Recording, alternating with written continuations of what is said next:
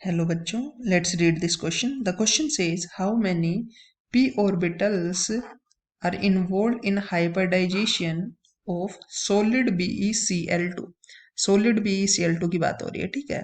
तो देखो हमारे पास सिंपल BeCl2 जो होता है उसका स्ट्रक्चर क्या होता है। देखो बेरिलियम होता है और दो क्लोरीन ग्रुप जुड़े होते हैं ऐसे। तो देखो दो सिग्मा बॉन्ड है, इसलिए हाइब्रिडाइजेशन क्या होता है, सिंपल sp।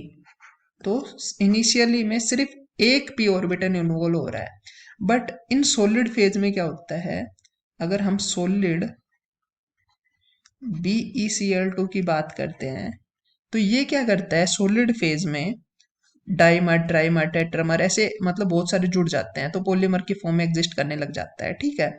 तो देखो ये एग्जिस्ट करेगा तो मतलब मैं कह सकता हूँ ये n नंबर ऑफ BeCl2 होते हैं इसके अंदर, ठीक है।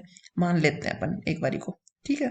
तो देखो बेरिलियम जो होता है वो दो बॉन्ड तो बना ही रहा होता है, ये दो बॉन्ड बन गए, फिर एक कोऑर्डिनेट बॉन्ड भी बनाता है ऐसे करके, ठीक है, क्लोरीन के साथ। फिर और बेरिलियम होंगे, ठीक है, ठीक है, और बेरिलियम होंगे तो ये और आगे फर्दर बॉन्डिंग कर रहा होगा ऐसे। तो इस तरीके से इसमें बॉन्डिंग हो रही होती है। तो ये हमारे ऐसे क्लोरीन होता है, फिर हम ऐसे कह सकते हैं ये कोऑर्डिनेट बॉन्ड बना रहा होगा यहाँ पे ये क्लोरीन इसको कोऑर्डिनेट बॉन्ड बना के दे रहा होगा, ठीक है। तो ये ऐसे बॉन्डिंग हो रही होती है। तो थोड़ा सा एक्सटेंड करके मैं दिखा देता हूँ।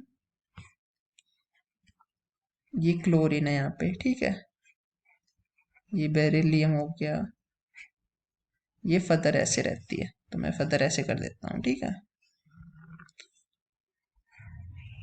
अब देखो यहाँ पे हमसे पूछा है बेरिलियम की जो हाइब्रिडाइजेशन होगी वो क्या होगी। देखो दो तो ये कोवेलेंट बॉन्ड बनाएगा ही बनाएगा, ठीक है। इसके अंदर वैकेंट पी ऑर्बिटल भी है तो ये कोऑर्डिनेट बॉन्ड भी मतलब इलेक्ट्रॉन एक्सेप्ट कर सकता है तो कोऑर्डिनेट बॉन्ड भी बना रहा है। तो देखो दो कोऑर्डिनेट बॉन्ड बना लिए इसने कि दो पी ऑर्बिटल के अंदर इलेक्ट्रॉन एक्सेप्ट कर लिए।